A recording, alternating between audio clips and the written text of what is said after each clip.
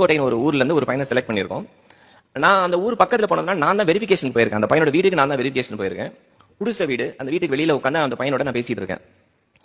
நல்ல மார்க் தான் எடுத்திருந்தான். இருந்தாலும் நான் கேட்டேன், ஏன் தம்பி நீ இன்னும் கொஞ்சம் மார்க் எடுத்துருக்கலாமே, மார்க் கொஞ்சம் கம்மியா இருக்க மாதிரி இருக்கு அப்படின்னு. நான் என்ன நினைச்சேன், டீச்சர் சரியில்லை, ஸ்கூல் சரியில்லை, அப்படியே தான் சொல்லுவான்னு நினைச்சேன். அவங்க அப்பாவை ப்ளேம் பண்றான்.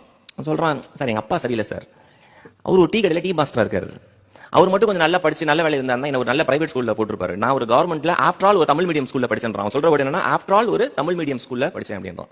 எனக்கு அது வரைக்கும் கோவம் வரல. அப்ப டக்குன்னு நான் என்ன பண்ணிட்டேன், ஏன் தம்பி அப்பா டீ கடையில் வேலை செஞ்சு தானே உன்னை படிக்க வச்சிருக்காரு, அது நீ தேங்க்ஃபுல்லா தானே இருக்கணும் சார். அவரோட கஷ்டத்தெல்லாம் அவரோட வச்சுக்கணும் சார், எனக்கு என்ன படிக்க வச்சிருக்கணும்ல சார், நான் ஒரு நல்ல பிரைவேட் ஸ்கூல்ல படிச்சிருந்தா நான் எவ்வளவு நல்லா படிச்சிருப்பேன் சார் அப்படின்னு. அவங்க அப்பா மேல அவனுக்கு அவ்வளோ ஒரு கோவம் இருக்கு. அப்போ நான் சொன்னேன், உங்க அப்பாவோட டீ கடை எங்க இருக்குன்னு. அது அந்த மெயின் ரோட்ல தான் சார் இருக்கு. இப்போ நான் கார்ல வந்திருந்தேன். அந்த கார்ல அவங்க அம்மாவும் ஏறிட்டாங்க, அந்த பையனையும் ஏற்றிட்டு, நீ எனக்கு அப்பாவோட டீ கடைக்கு என்ன கூட்டிட்டு போ அப்படின்னு கூட்டிட்டு போனோம். அருப்புக்கோட்டை என்ற ஊர் ரொம்ப சின்ன ஊர், அந்த ரோடெல்லாம் ரொம்ப சின்ன சின்ன ரோடா இருக்கு.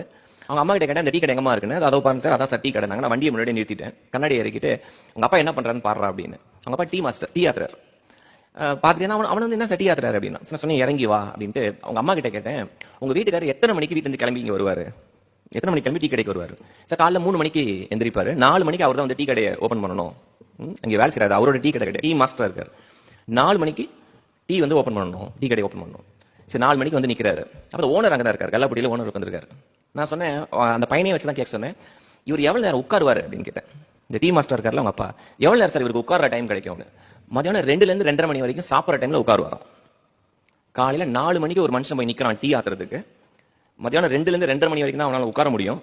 திருப்பி நைட்டு 9 மணி வரைக்கும் அந்த டீ கடை வேலை செஞ்சு பாத்திரத்தெல்லாம் கழுவி கடையை சாத்திட்டு 10 மணிக்கு திருப்பி வீட்டுக்கு வர்றாரு. படுக்கிறது 11 மணிக்கு, டெய்லி 3 மணிக்கு எந்திரிக்கிறார்.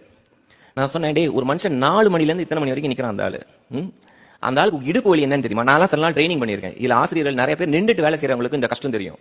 கொஞ்ச நேரம் நின்றுட்டு வேலை செஞ்சுட்டு போய் அந்த சேர்ல உட்காந்து பாருங்க, ஒரு சுகமா இருக்கும் பேக் ரெஸ்ட் பண்றது. இப்படி நின்றுதான் தம்பி நீ தமிழ் மீடியத்தில் படிச்சு இந்த மார்க் வாங்கியிருக்க. அதனால இந்த பேரண்ட்ஸை ரெஸ்பெக்ட் பண்ணாம நீ ஒரு லைஃப்ல பெரிய ஆள் ஆயிடலாம் நினைச்சா, அதை விட முட்டாள்கள் வேற யாருமே இருக்க முடியாது. இன்னைக்கு இருக்க யங்ஸ்டர்ஸ்க்கு நம்ம சொல்ல வேண்டிய முக்கியமான ஒரு விஷயம் இதுதான். You are a by product of your parents. உன் பேரண்ட்ஸ் தான் நம்பர் 1. ஏன்னா இன்னைக்கு நான் பாக்குறது ரொம்ப கஷ்டமான ஒரு விஷயம் என்னன்னா, அப்பாவை இருந்தாலும் பையன் சர்வசாதாரணமா சொல்லிட்டு போறான், நீ தானே பெத்த படிக்கவையே. இது எல்லா லெவல்லையும் இருக்கு. பணக்கார வீட்டு பசங்களும் இது பேசுறாங்க. ரொம்ப ரொம்ப கஷ்டப்படுற ஃபேமிலி இருக்கும் பாருங்க, அவனும் என்ன பண்றான், மொபைலை வாங்கி கொடு, லேப்டாப் வாங்கி கொடு. இப்ப நான் என்னோட ஜெனரேஷன்லயே சொல்றேன், எங்க அப்பா கிட்ட போய் ஒரு விஷயத்தை கேட்கணும்னா நான் அப்படியே கூனி குறி கேட்கணும், ஏன்னா அப்பா அவ்வளவு கஷ்டப்படுறாரு, எப்படி போய் கேட்கறது அப்படின்னு. அந்த ஆள் இந்த ஆள். இன்னொரு எக்ஸாம்பிள் சொல்றேன், இது எங்க ஆஃபீஸ்ல நடந்த எக்ஸாம்பிள். என்னோட நெருங்கிய நண்பர் அவரு. இப்ப எங்க ஆஃபீஸ்ல நான் 22 வருஷம் ஒரே ஆஃபீஸ்ல இருக்கேன். தப்பா நினைச்சாதீங்க, எனக்கு வெளியில எல்லாம் வேலை கிடைச்சது, இருந்தாலும் அதே ஒரே ஆஃபீஸ்ல இருந்தாங்க. ஒருத்தர் பாக்குற பாவம் வேலையே. ஒருத்தர் சொல்றாரு, சுஜித் என்னன்னு தெரியல, ஒரு 2 வருஷமா என்னோட பையன் அவனோட பிஹேவியர் சுத்தமா சரியில்லை, அவன் எதுக்குமே பிடி கொடுத்து பேச மாட்டேங்கிறான், ரொம்ப என் மேல ரொம்ப கோவமா இருக்கான், ரொம்ப ரஃப் அண்ட் டஃபா இருக்கான், கொஞ்சம் பேசி பாருங்க அப்படின்னாங்க. ஐ two a lot of counseling work. அதனால அந்த பையனை கூப்பிட்டேன். அந்த பையனை எனக்கு தெரியும். நான் கூப்பிட்டோன்னே, அங்கிள் சொல்லுங்க அங்கிள் அப்படின்னு வந்தான். ஜூஸ் கடையில தான் மீட் பண்ணேன். நான் சொன்னேன், என்னடா ஆச்சு, ஏன் அப்பா அம்மா என்ன அவ்வளோ கோவம்? டக்குன்னு சொன்னா, அங்கிள் அந்த ஆளுக்கு விவசாயே இல்லை அங்கிள் அப்படின்னா. எடுத்தோன்னே அந்த ஆளுக்கு விவசாயே இல்லை அங்கிள், அந்த ஆளுக்குலாம் நான் இருக்கேன்னே தெரியாது, அவருக்கு எல்லாமே என் தங்கச்சி தான், என் தங்கச்சி தான் அவருக்கு எல்லாமே அவ்வளோ, நான் ஒரு பையன் ஒருத்தன் இருக்கனே தெரியாது, எதுக்கு எடுத்தாலும் கேள்வி கேட்கறான் அந்த ஆளு அப்படின்னா. நான் கவுன்சிலரா இருந்தா இருந்த கோவத்துக்கு எந்திரிச்சு பலாரும் அரைஞ்சிடலாம் போல தோணுது. ஓகே, ஏன்னா I know how much is father's lakhs. இருந்தாலும் நம்ம கவுன்சிலர்ல, அதனால ரூல் பண்ணி, ஏன்டா ஏன் இவ்வளவு கோவம் தான் சொல்றான், தங்கச்சி தான் எல்லாமே, நான் எது கேட்டாலும் கொடுக்க மாட்டாரு, எது கேட்டாலும் கோவப்படுறாரு என்கிட்ட. அப்ப நான் கேட்டேன், நீ எப்போ வீட்டுக்கு போற அப்படின்னு. எங்க அப்பா ஆபீஸ்ல இருந்து வந்து அவர் ரூமுக்கு சாப்பிட்டு ரூமுக்கு போன பிறகு தான் நான் வீட்டுக்கே போவேன்.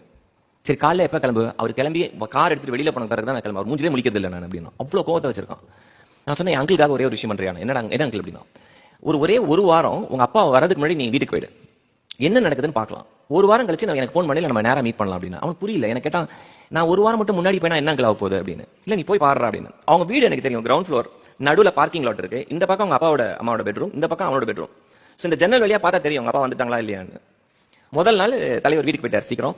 அவங்க அப்பா வந்து காரை பார்க் பண்றாரு. காரை பார்க் பண்ணி ஷூவை கழட்டிட்டு சாக்ஸ் கழட்டும் போதே அவர் கேட்ட முதல் கேள்வி அவங்க ஒய்ஃப் கிட்ட, தம்பி வந்துட்டானா?